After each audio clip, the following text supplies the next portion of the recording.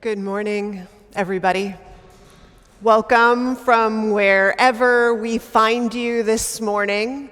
I'm Vanessa Southern. I'm the senior minister of the First Unitarian Universalist Society of San Francisco, and I am leading worship today with my beloved compatriot, Alyson Jax.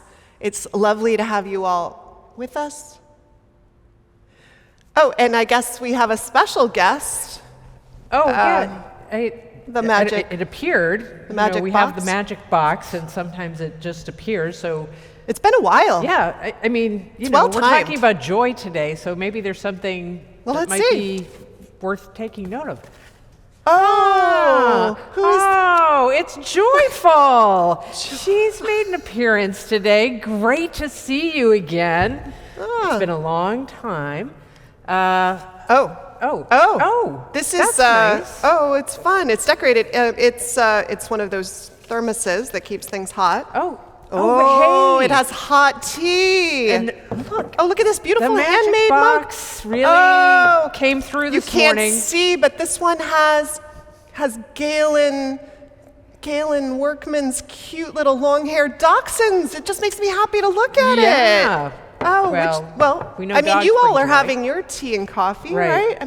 Yeah. Oh, this is lovely. This is. My throat's goodness. feeling a little dry, oh, so I how think I'm going to nice. What a lovely take a sip treat right on now. a cold day with the breeze coming through from the ventilated doorway. But the thing that we've been talking about, which is amazing that they've shown up here, is how much joy you and I have had in this magic box knows everything. wearing our slippers. Do you think we could? I mean, they're wearing theirs. They've been wearing theirs for 2 years. Right. Do you think we could wear ours? Yeah, you don't mind, do you? Oh. Okay, just a moment. Yay. Yep. Excuse Just me. slip off My our shoes are falling work apart. shoes. This is embarrassing, but whatever. We all know each other. And if you don't know us, if you're just visiting for the first time, welcome. We want you to be comfy and cozy, and Yeah. we wanted to be comfy and cozy. So Well, I'm going to take my tea over here. This is perfect. I mean, because actually, we wanted to tell you, Alyson and I had been talking, this Omicron variant, 50 mutations, it just had us a bit down. I mean, after 2 years of that word pivoting, right, and digging deep and trying to be strong, to have us, as of Christmas Eve, take one big step back and be putting on our guarded selves again and waiting. Well, I don't know, this whole thing has felt to me, I was thinking the other day, like that joke about Ginger Rogers who has to do everything, all the dances, but backwards and in high heels. Right. And that's kind of what it's felt like living through this pandemic, except then it's also like doing that with spider web filaments around your legs and arms. I mean, you can do things, but it just takes so much more energy to do them. And I think those spider web filaments, they're not just around our bodies, right, Alyson? I mean, they're also around our spirits some days. And so people have been feeling grumpy. I mean, people in staff meetings have been admitting, and we all have, to being grumpy, and on Zoom check-ins. And I mean, drivers, have you seen the driving? They've been grumpy. And even yesterday, I was on this long hike, and there was another hiker. I mean, she must have been in her 8th decade of life, and she was really colorfully loquaciously grumpy when someone got too close. So, I mean, we're all just grumpy. Well, maybe there's another attitude we could adopt. Well, yeah, so we got to talking, and we thought, well, what if we just try to shift our focus? I mean, we were asking ourselves, what gives us joy? And we were a little stumped at first, but then once you started thinking about it, it was like what you call appreciative inquiry, but appreciative inquiry in our lives, like looking for what gives us joy. And we thought it would be fun to talk about that and open that up and invite people to start sharing that. I was thinking about it sort of like a rope that we throw or a hand we extend over the precipice of this time to kind of pull people back on the path. And so we invite you to join us in this service, where we're asking, where's the joy in our lives, and what is sustaining and energizing to us, and To slip into joy. to slip into joy, to let it show up magically in your life, and to start looking for it, acknowledging it like the sun on the rocky trail, or the wildflowers, or whatever it is for you. So I want to thank everybody who's making this Sunday service possible, and it's a lot of folks. We have Shulee and Eric Shackelford and Don Shearer on cameras and switchers, and we're really lucky today to have Stephen Kroeger, who's from Desired Effect, who's masterminding like Oz behind the screen to make all of this possible, and Joe Chapot is on the chat, so if you have questions, he can help you out.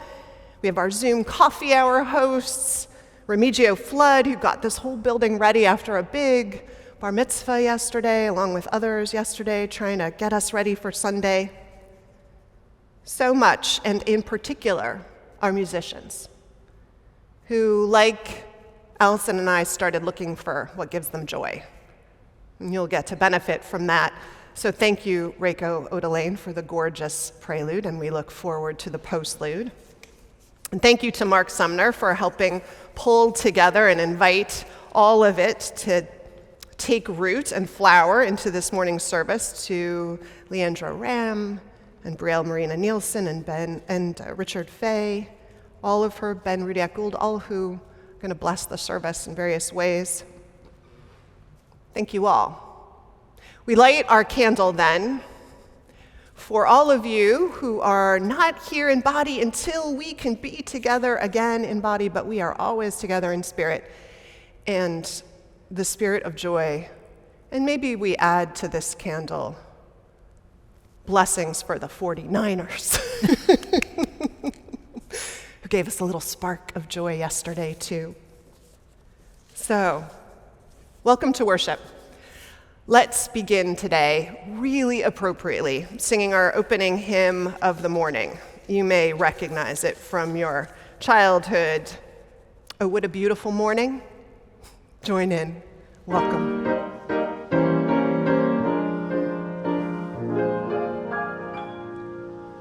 There's a bright golden haze on the meadow.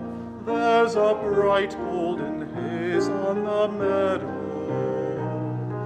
The corn is as high as an elephant's eye, and it looks like it's climbing clear up to the sky. Oh, what a beautiful morning! Oh, what a beautiful day! I got a beautiful feeling. Everything's going my way. All the cattle are standing like statues. All the cattle are standing like statues. They don't turn their heads as they see me ride by, but a little brown maverick is winking her eye. Oh, what a beautiful morning! Oh, what a beautiful day! I got a beautiful feeling. Everything's going my way. All the sounds of the earth are like music. All the sounds of the earth are like music. The breeze is so busy it don't miss a tree. And an old weeping willow is laughing at me. Oh, what a beautiful morning! Oh, what a beautiful day! I got a beautiful feeling. Everything's going my way. Oh, what a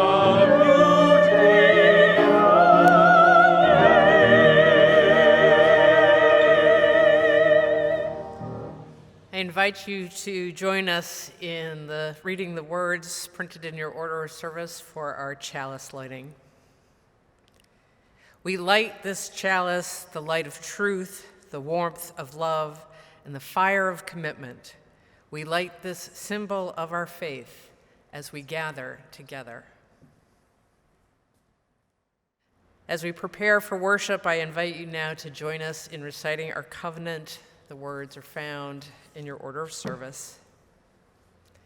Love is the spirit of this church, and service is its prayer. This is our great covenant, to dwell together in peace, to seek the truth in freedom, and to help one another.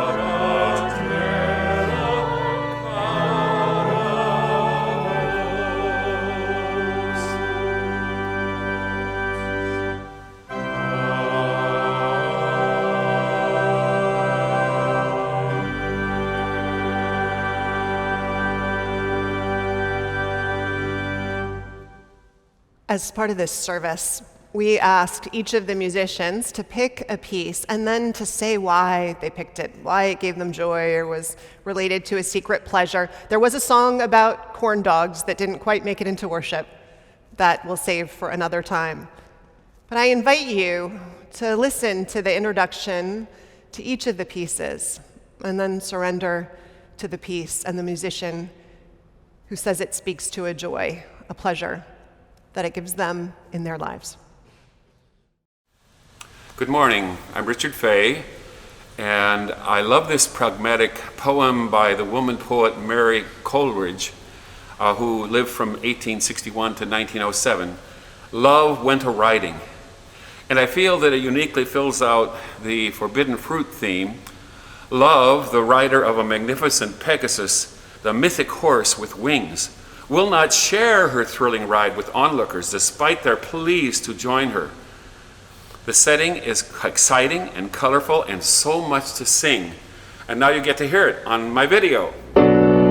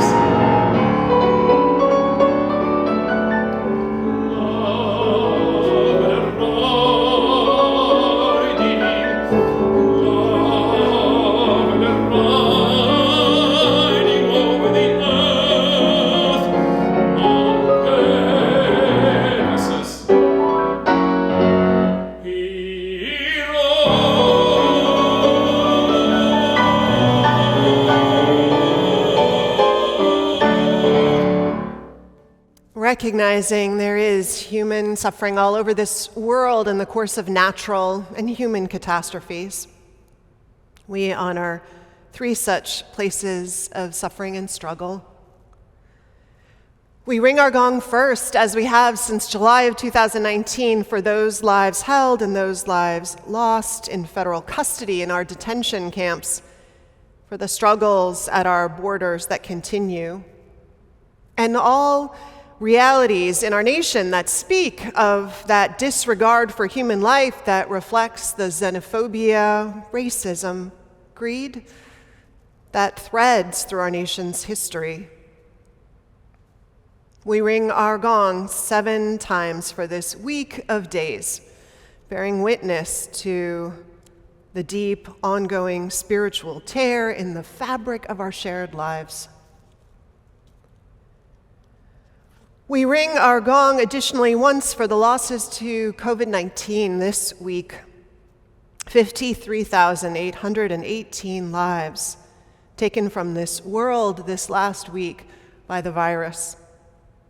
13,468 in this country alone. For all of those lives cut short and all of those who continue to strain to preserve life, presiding over so much illness and death and seeking to prevent it, and all those who can yet be part of the solution, may they hear the invitation. And finally, this day, we ring our gong once also for the life and legacy of the Vietnamese Buddhist teacher and activist Thich Nhat Hanh, who's called to a life of deeper peace, sharing of the core wisdom and sustaining tradition that was his courageous witness against war, and called to a deeper responsibility and relationship to the earth are among the many legacies of his life during these embodied 95 years. We ring our gong once in gratitude and mourning for his life, which ended this week.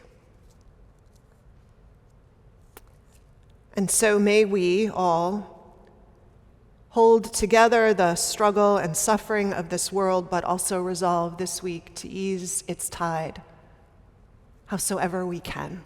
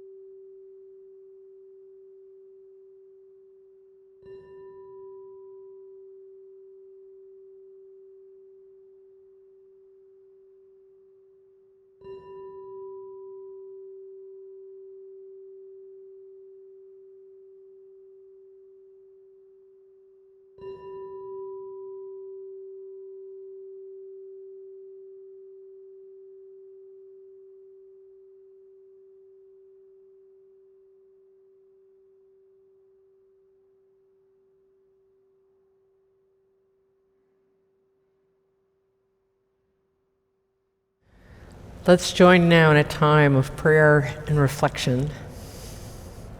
We begin with the breath, noticing the gentle inhale and exhale as we center ourselves. We open our hearts to the wonder and mystery that surrounds us and the spirit of life that moves in us. We gather in this hour seeking the comfort of being in community with one another, We make room to lift up our joys and lay down our sorrows and burdens that weigh heavy on our hearts this morning. We feel the turning of the sun growing stronger every day, the warming days bringing bud and leaf, flower and bloom, the earth opening before our very eyes. With deep gratitude, we greet the day.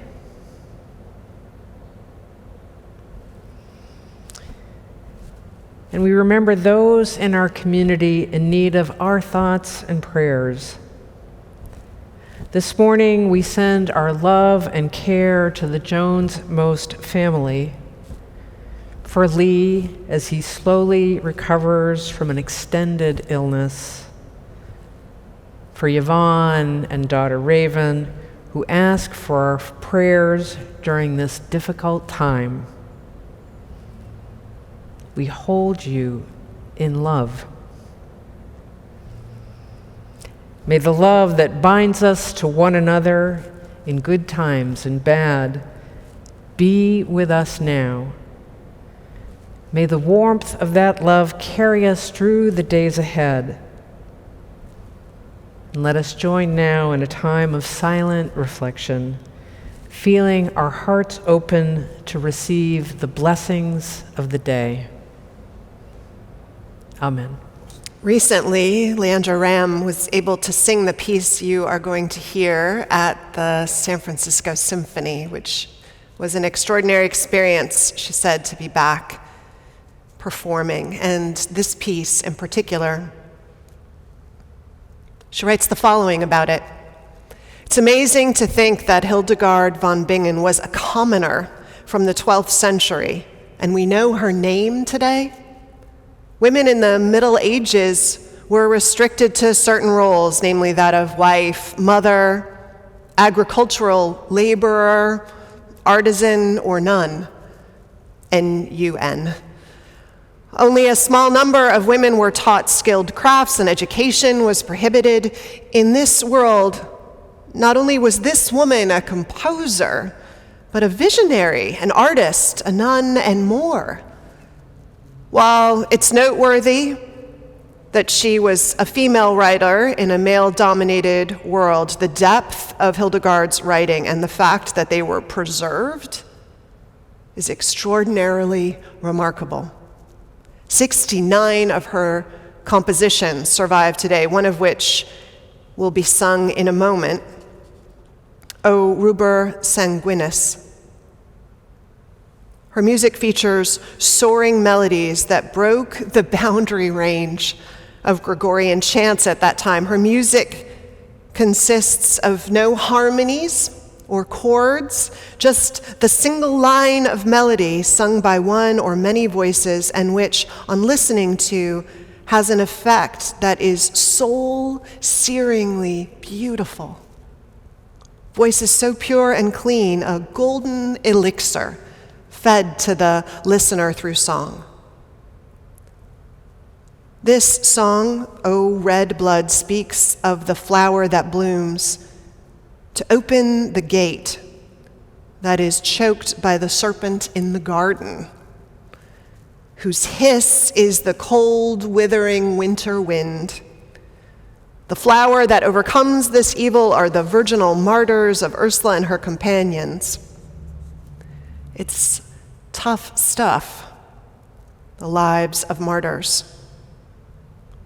The music of Hildegard von Bingen is honest, raw, truthful, and expresses all of this emotion through the human voice with no accompaniment. Her a cappella chants, written in the 12th century, have stood the test of time. I think it's because her chants express what it means to be human.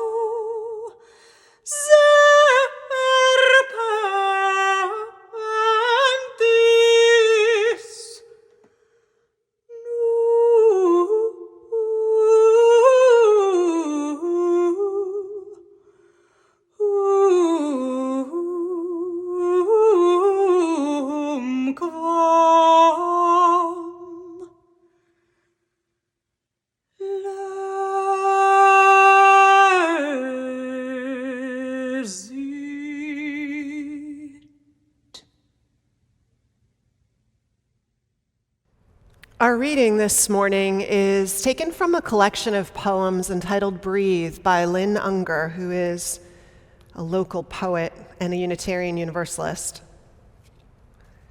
This one, appropriately entitled Joy. I don't need to tell you this world is hard and getting harder. We thought it would be better than this, more sensible, more neatly worked out, more righteous, according to our impeccable analysis of what righteousness should look like. And yet, here we are. No good pretending it isn't both a slog and a crisis, which is to say, wearing on the very last nerve. And still, when you least expect it, you find yourself ambushed by Joy, who, tail whipping, ears slicked back to her head, launches into your lap, leaving you breathless and covered with kisses.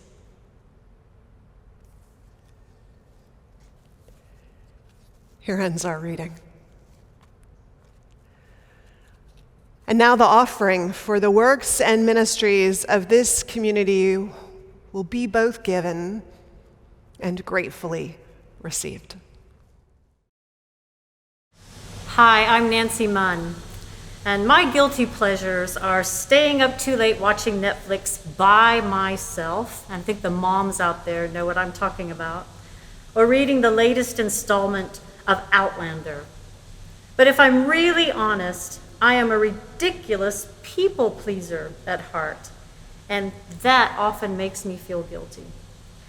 I couldn't think of a musical guilty pleasure to offer today, so I asked Mark, Sumner, if I could sing one for him.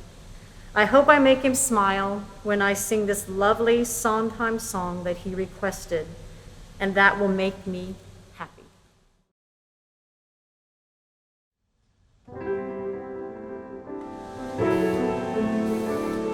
Life is slow, but it seems exciting, 'cause Buddy's there. Gourmet cooking and letter writing and knowing Buddy's there.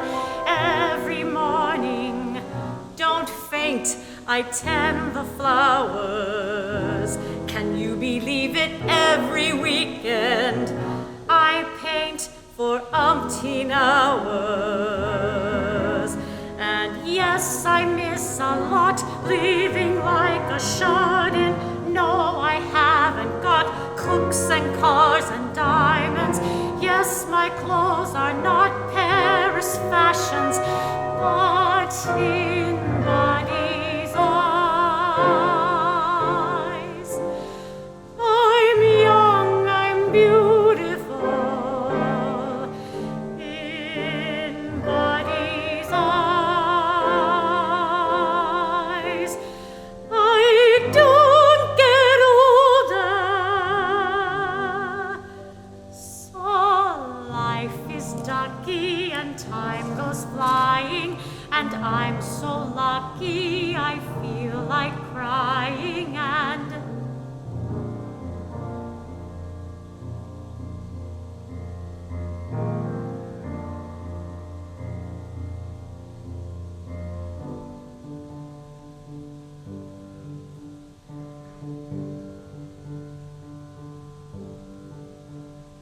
in Buddy's eyes, I'm young, I'm beautiful. In Buddy's eyes, I can't get older.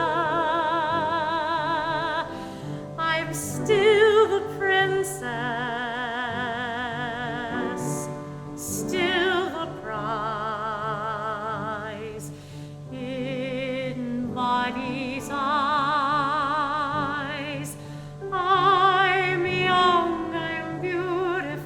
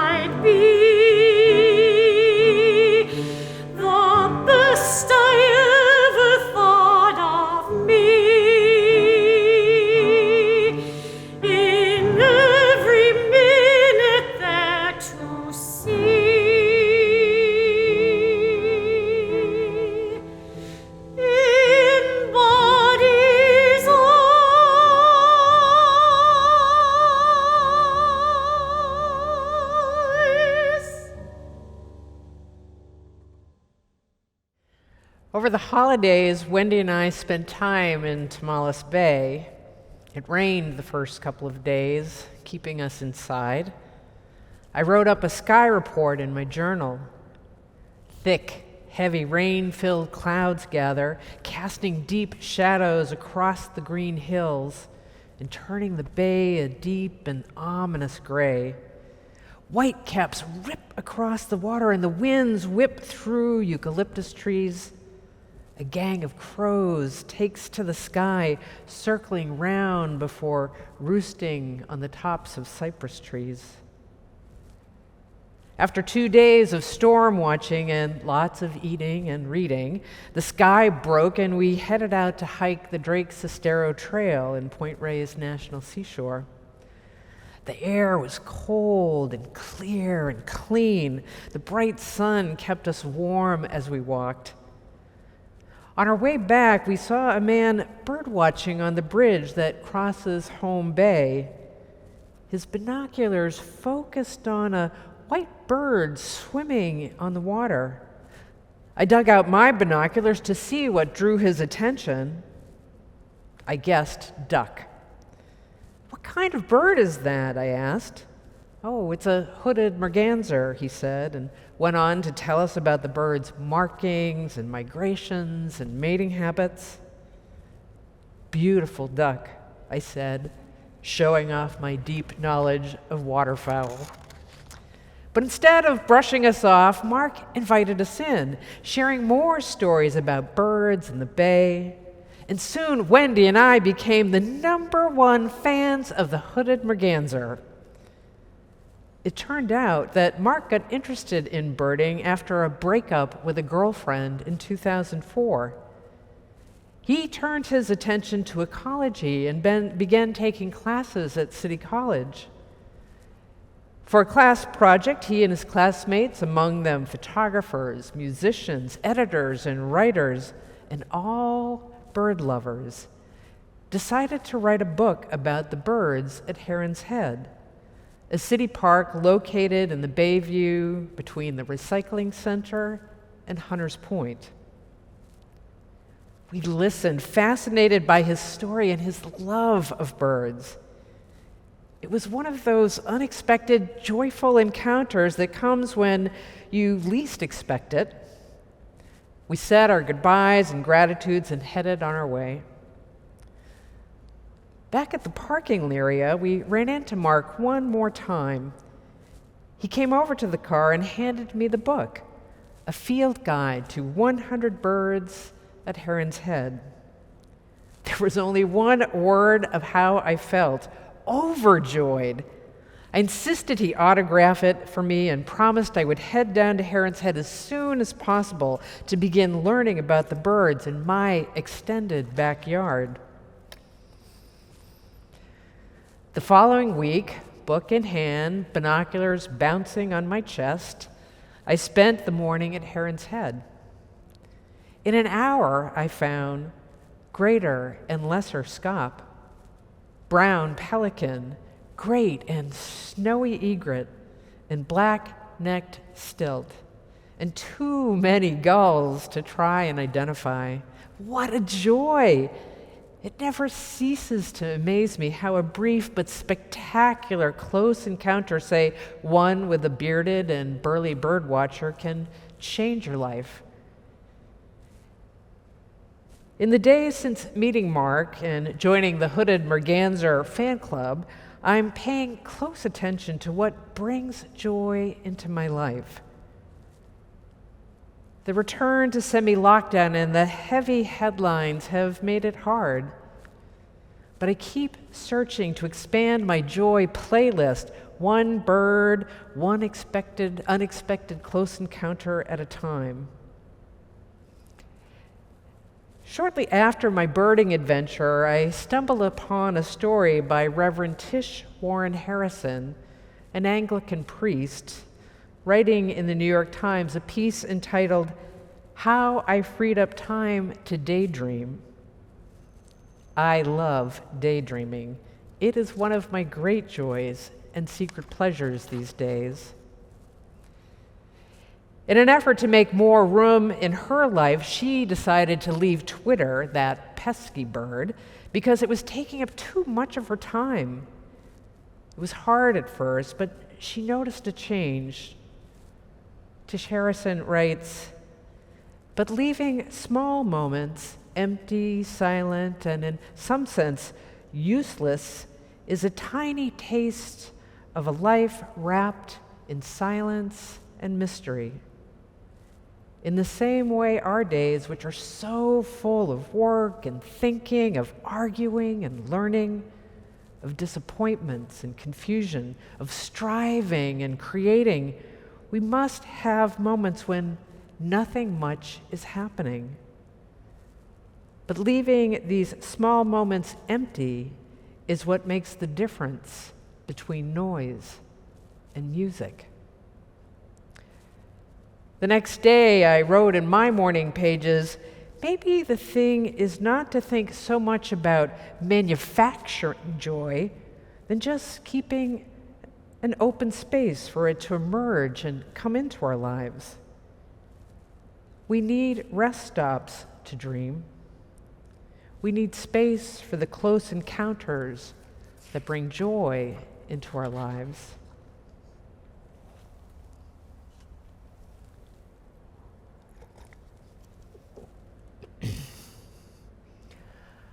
On a recent hike in Reinhardt Regional Park, I shared with my friend that these days I feel like a pill bug, that armadillo-like creature that, when exposed, flips over and curls onto themselves, also known as conglobulation,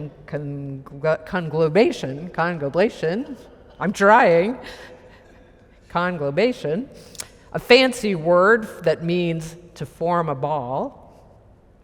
We sat on a bench eating our lunch, listening to the birds whose names I don't know, calling out from the thick of the trees. As we talked about our pill bug tendencies, a group of hikers came by and said, "Did you see the ladybugs?" No, we hadn't. Turns out, just down the path from where we sat along the stream trail, a local resident named Jeremy Brotman built the Ladybug Hotel. That hotel, made partly of old cedar and redwood birdhouses, nestled between fallen trees and abundant fern, is where the ladybugs converge. You look carefully and find them, those 2-spotted and 5-spotted and 3-branded ladybugs milling the hotel lobby and dining on aphids in their well-appointed rooms. Yes, we wanted to see that. No offense to the pill bug, but there's something joyful about watching a ladybug convention unfold before your very eyes. Seeing the colorful congregation of ladybugs mingle room to room, thinking back to the crowd of pelicans and gulls, the ducks and egrets along the shores of Heron's Head, makes me wistful for church. I daydream about the joyful noise we make when we come together again, the singing, the sharing of meals, the occasional squabbling, the hopes and the vision that we want to bring to life. I miss it all. These unexpected encounters of late remind me of a poem by Barbara Cooker entitled, "Sometimes I am startled out of myself." Like this morning, when the wild geese came squawking, flapping their rusty hinges, and something about their trek across the sky made me think about my life, the places of brokenness, the places of sorrow, the places where grief has strung me out dry. And then the geese come calling.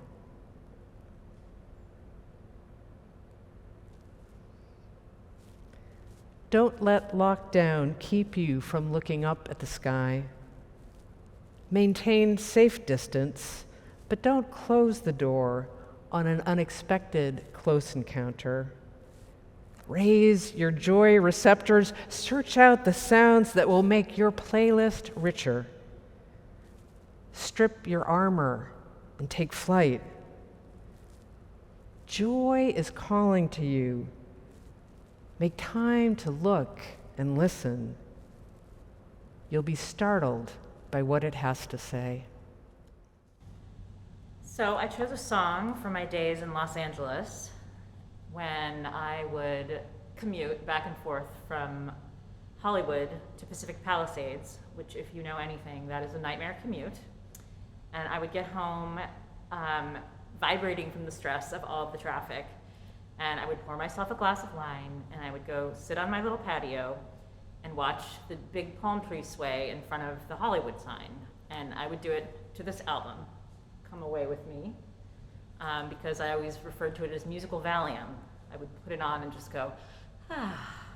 It was probably the wine too, but I'm gonna sing Come Away With Me because it's my guilty pleasure.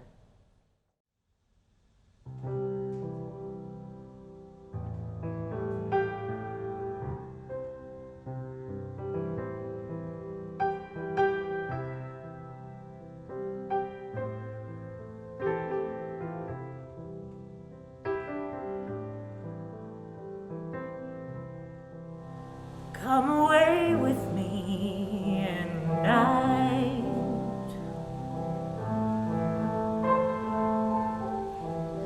Come away with me and I will write you a song.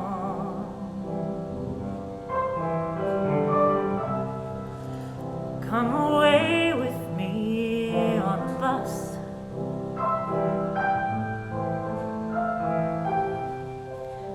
Come away where they can't tempt us with their lies. And I want to walk with you on a cloudy day in fields where the yellow grass grows knee high. So won't you try to come away with me and we'll kiss on a mountain top. Come away with me and I'll never stop loving you.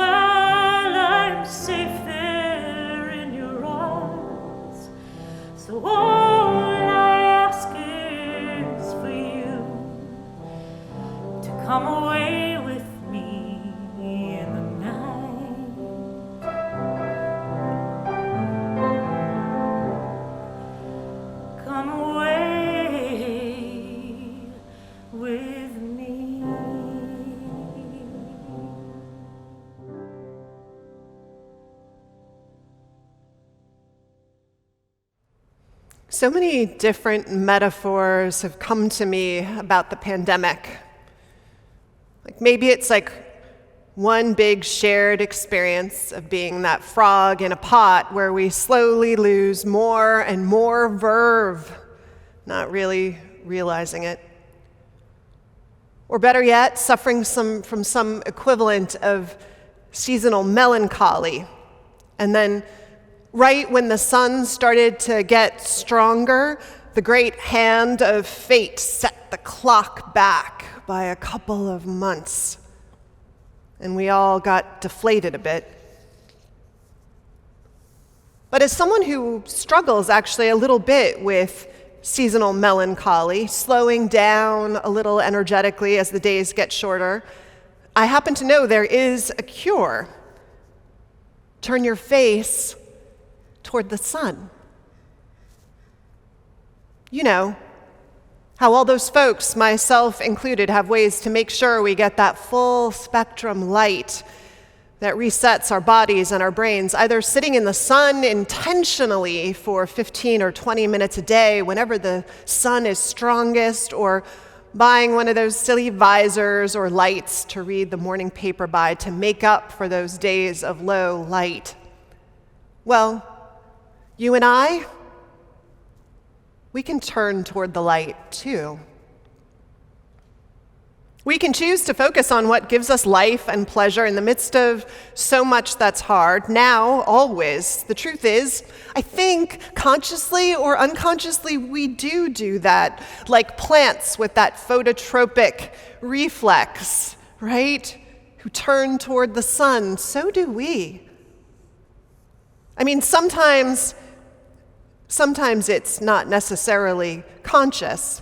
We just gravitate toward that glass of wine at the end of the day, or find ourselves binging that Netflix series, maybe Succession. Who would do that? It's a great series, though, isn't it? I mean, who would do that? Early in the pandemic, my secret pleasure was watching disaster movies. Always popular, I think. I also think there's been a resurgence. Just this week, I was in a hospital going to visit someone, and I walked by at 9 a.m. by a patient's TV just as a huge fireball was hitting planet Earth. The movie had the Twin Towers in the background of the New York scene of the disaster, so it was clearly a classic of the genre. But, I mean, we do feel a little better, don't we, when life is in the dumpster, watching a fictional movie about when life quite literally is being destroyed by some great tsunami in the wake of a planet-ending strike of a comet or whatever that fireball was. But then again, last week we had a tsunami warning.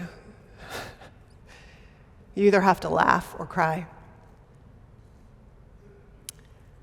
So after this last setback, when a friend asked me what gave me joy, and maybe I should focus on that, and I realized I had no idea. I hadn't really thought about what gave me joy, and then Alyson was thinking about it, and we started talking about it, and I started paying attention to it, because truly, I'm not running around skipping and laughing in wild-eyed joy these days. I'm not there, but I did pay attention to what gives me pleasure, and for me, lately, I think it's boiled down to what my two favorite times of the day are.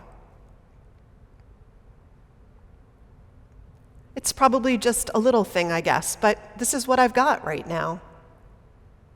First, dinner time. Dinner time when we all sit down at the table, my husband, our dog attentively begging, and two teenagers, our daughter and our nephew who's living with us. These last two at the family table are increasingly busy, and so because we're not the center of their lives as much anymore, dinner time is when we actually get to catch up with them, which is great. And the question that we started asking as a family was, tell us a highlight and a low light from your day, and everybody would go around and do that. But over time, that's morphed, and we're really not asking anymore, not that anyone made a conscious decision, about a low light, though everyone knows they can share one if they have one, and they need to.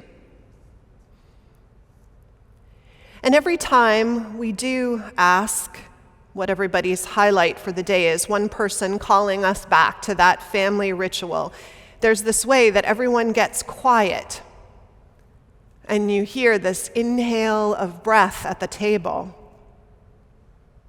As everyone thinks, everybody runs through the day that's just passed with a kind of happiness or satisfaction comb to find the biggest. Well, what do combs find in days that are nice?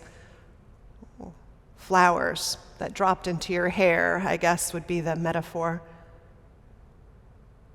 And then what comes up It's like sometimes it's a funny moment in a class or a hard thing that one of us was finally able to finish and feel good about, or a sweet moment when an underclass person at school reached out for support, or sometimes it's just that bus that arrived right as you stepped up to the stop, or how you got some gadget taken off the back of your braces, the gadget that constantly hurt your mouth, and so your life is a little more joyful and easy. And then how other stories inevitably turn and tumble out. Like how I wanted to explain that there might be a mess in the kitchen when I was thinking through my day, and was reminded that I needed to explain to people that, well, that I hadn't had a chance to clean it all up, but last week, Sunday, when Carmen got sick and I was so preoccupied Sunday early morning, writing and pulling together the parts of worship that she was going to lead, I forgot about the eggs that were boiling on the stove. And do you know what? Do you know what happens to eggs that are left boiling in a pan after the water evaporates? I guess it's like a scientific home ec discovery. Well, what happened in my house last week was that one of the eggs exploded. And when it did, the chalky egg yolk flew in little bits all over the stove and counters everywhere, and it stuck. And when I rushed in to see what the explosion had been and realized what had happened, I took the pan that had the 2 remaining eggs in it and I rushed it over to the sink and I filled it with water. And when I did so, the second egg exploded, blowing chalky egg yolk all over me, sticking to my hair and pajamas and the counter and the window behind the sink. And how on a day when COVID pulled the rug a little more out from under me, I stood in a kitchen covered with egg quite literally on my face. And I had to laugh. I mean, you either laugh or you roll up like the pill bug, right? So better to think yourself in a Laurel and Hardy movie than in the one with the fireball hitting Earth. And telling it at dinner, all the stress and strangeness of the day and the morning evaporated and everybody laughing, which sometimes, if you let it in, I don't know, sometimes the worst moments of life and the moment that they happen with time, you learn, can be the funniest stories and the ones that bond you to one another as we make it through life. So dinner time. And if you ask me what my other favorite part of the day is, it used to be the early morning. It's the time when I get up before everyone else and I drink my coffee and I journal. But lately and for a while, it's been the evening when everybody else is asleep and the dog is snoring at the foot of the bed and I'm reading my book by lamplight and everything is silent except for the background noise of the street, and my blankets are tucked in around me, and my teeth are brushed and the pillows are arranged comfortably, and the night stretches out in its welcome, just me and my book. I love that time. It feels so beautiful and perfect to me. I wish some nights it would go on forever. But eventually, I get tired and I surrender myself to sleep, as we all do. And you know what? Both of those times, the morning with coffee and the evening in bed with my book and dinner at the table, all of those times, pandemic hasn't changed them. There's probably a good chance I can have some version of them my whole life. And that is lovely. We were talking with FOMO yesterday with a friend. FOMO, fear of missing out. And I suppose we all feel some of what we've missed out on. Time with family who are far away and friends, a chance to travel, some time in live venues with art and music and theater to transport us. I miss all of those. But I do wonder sometimes if a lot of what we mistake for the content of our lives is a little bit distraction.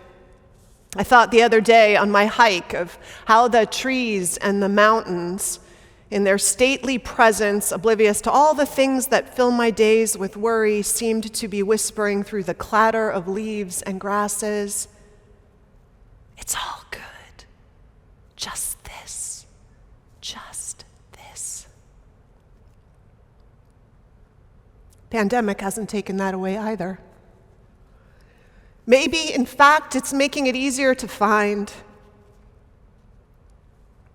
So I'll close with this other poem by Lynn Unger, who is a joy in my life. She's such a beautiful, accessible poet. This one is entitled Puzzle.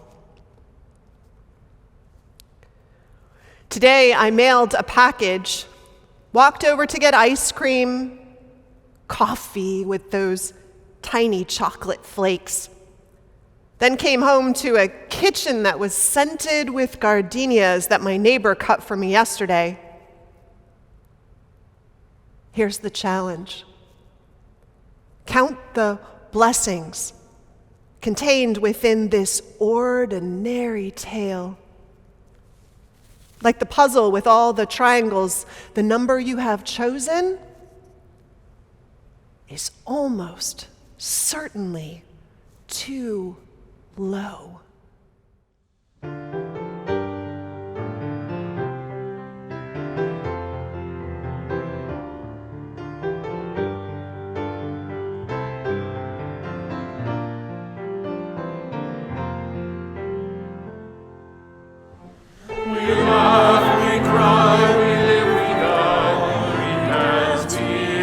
Our song, we need to feel there's something here to which we can belong. We need to feel the freedom that was to have some time alone. But also all we need those hands we can call our very own, and we believe strength of love, and we have found a way to be together. And with our hearts to give, we have our thoughts to receive, and we believe that sharing is an answer. A child is born among us, and we feel a special glow. We see the endless journey as we watch we grow. We thrill to hear imagination freely running wild. The dedicate our minds and hearts, the Spirit